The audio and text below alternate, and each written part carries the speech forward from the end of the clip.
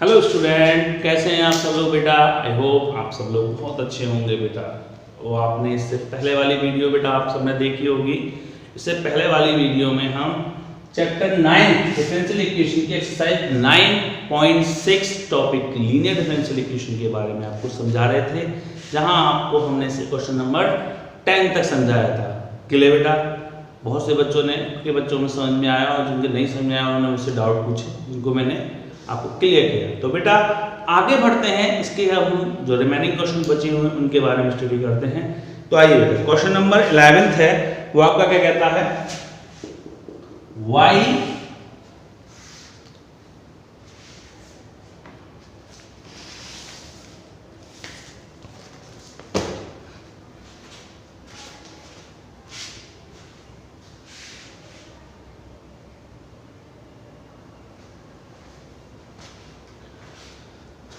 तो बेटा देखिए आगे बढ़ते हैं इसके क्वेश्चन नंबर 11 पर। क्वेश्चन नंबर 11 क्या कहता है इसका, y dx equal to x minus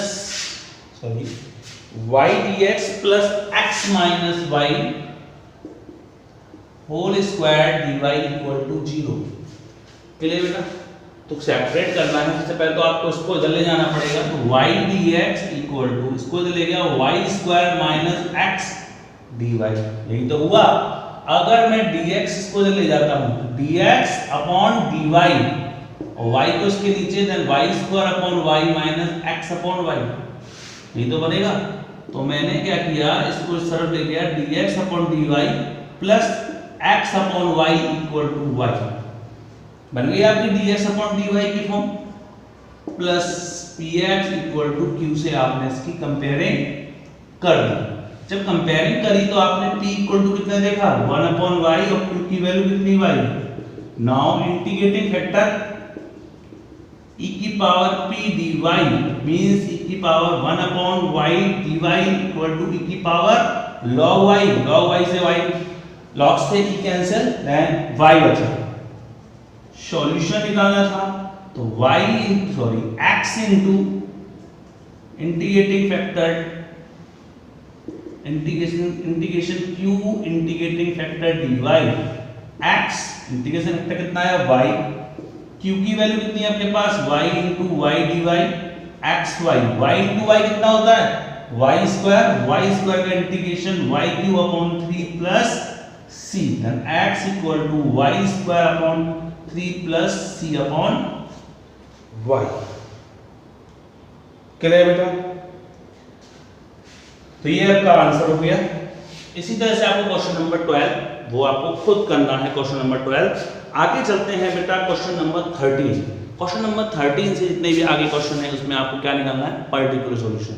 और आप सब जानते हैं कि पर्टिकुलर सॉल्यूशन कैसे निकाला जाता है, जो भी आपके पास x और y की वैल्यू दी होती है वो जनरल इक्वेशन में पुट करके कांस्टेंट वैल्यू c की वैल्यू निकाल के इसे पुट कर देते हैं तो वो निकल के आता है पर्टिकुलर सॉल्यूशन। क्लियर बेटा।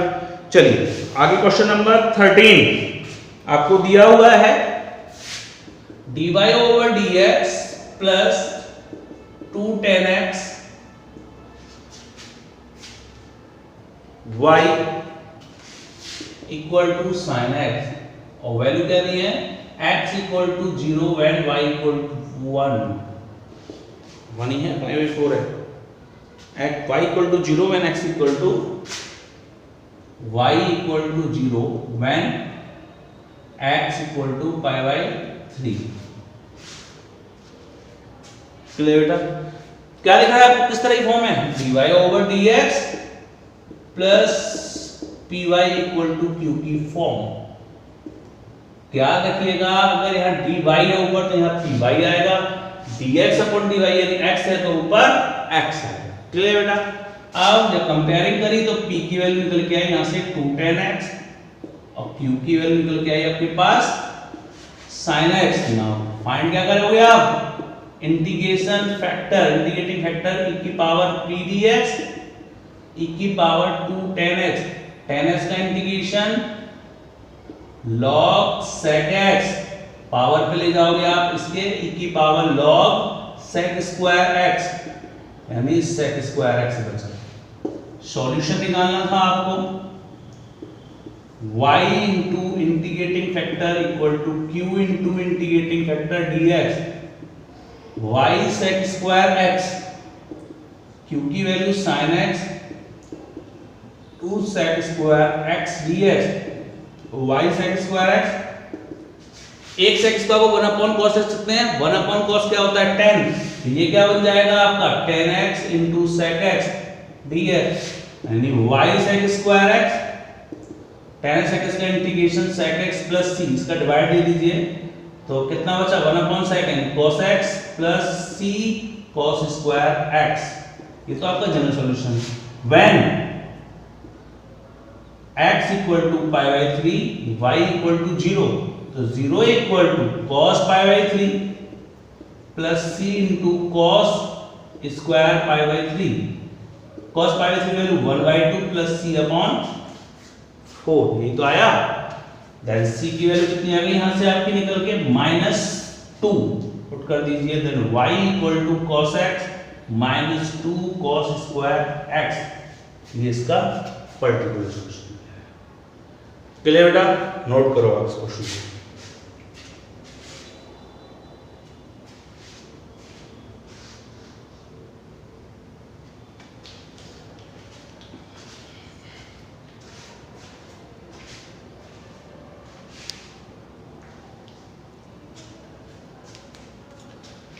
चलिए बेटा आगे समझते हैं इसके क्वेश्चन नंबर, हम चलते हैं 14 पर। 14 और 15 दोनों सेम है। 14 मैं आपको एक बार करा चुका हूं तो इसलिए नहीं करा रहा हूं, आप इसको 15 समझते हैं इसका।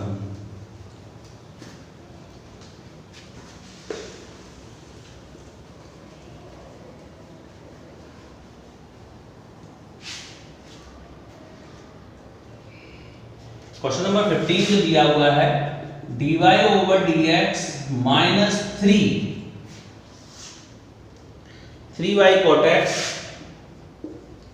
equal to sin 2x, y equal to 2 when x equal to pi by 2, when x equal to pi by 2। बहुत ही इंपॉर्टेंट क्वेश्चन है, कई बार आया है ये आपके पेपर में, इस साल तो नहीं आएगा बट आगे भी आया है, कई बार आया है। dy over dx plus py equal to q से आपने इसकी कंपेयरिंग करी तो p इक्वल टू कितना बना माइनस का 3 cot x एंड q की वैल्यू कितनी आ गई आपके पास sin 2x। Now integrating factor निकाला e की पावर p dx माइनस 3 बाहर cot x का इंटीग्रेशन आप सब जानते हैं log sin x, माइनस 3 को इसकी पावर पे ले जाएंगे तो ये बन जाएगा e की power log 1 upon sin qx, cut गया तो कितना बचा 1 अपॉन sin qx। सॉल्यूशन निकालना है y into integrating factor into q into integrating factor dy y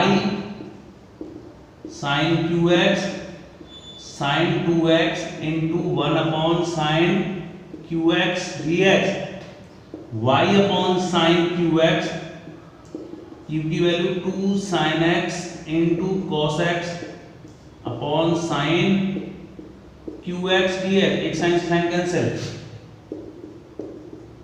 y upon sin qx 2 बाहर cos upon sin cot x into cosec x dx, यही आएगा। cot x cosec x का integration आप सब जानते हैं minus cosec x plus c, cosec को आप क्या लिख सकते हो y, sin को इसको यहाँ ले जाएंगे minus 2 sin square x plus c sin qx, यही तो आया आपका निकल के।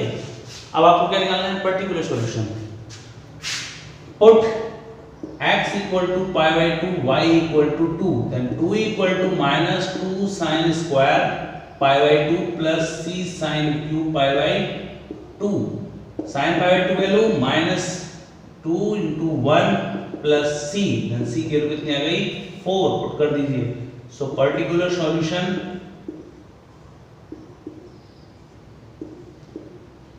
y equal to minus 2 2 sin square x plus 4 sin qx। Clear बेटा, नोट कर लीजिए आप।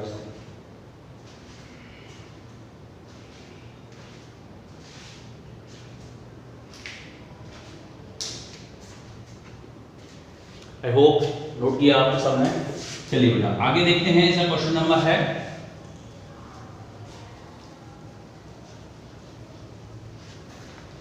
16।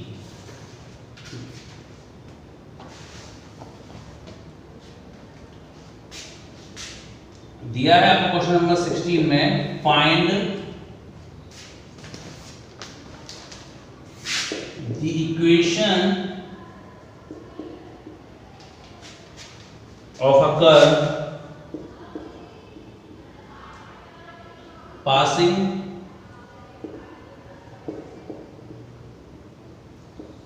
through the origin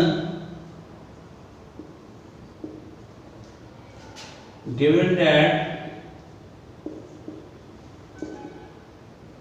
the slope of tangent to the curve at any point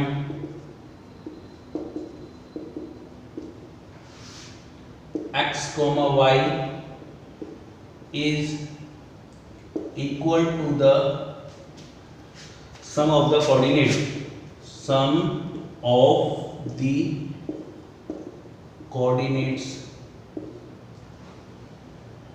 of the point। Clear बेटा, क्वेश्चन समझ में आ रहा है आपको? लिखा हुआ है find the equation of the curve, equation curve की इक्वेशन फाइंड आउट करनी है जो पासिंग थ्रू किससे हो रहा है, ओरिजिन से। गिवन दैट क्या दिया है आपको, given that slope of tangent is equal to sum of the coordinates. यही तो दिया है। Sum of slope of tangent आप सब जानते हैं क्या होती है, dy ओवर dx। कोऑर्डिनेट क्या होते हैं, x और y। y को आप यहां ले जाइए, then dy over dx minus y equal to x। तो dy over dx plus py equal to q से आपने इसकी कंपेयरिंग करी। जब कंपेयरिंग करी देन p इक्वल टू -1 और q की वैल्यू कितनी आ गई, x।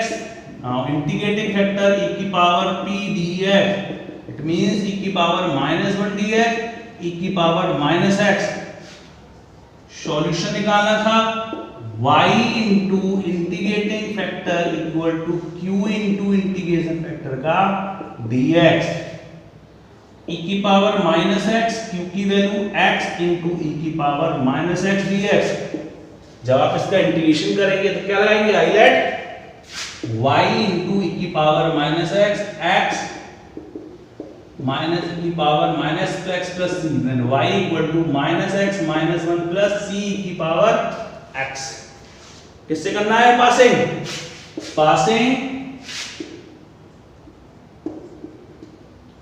Through the origin. Origin मतलब 0 0 0 equal to -0 -1 plus c into e की पावर 0।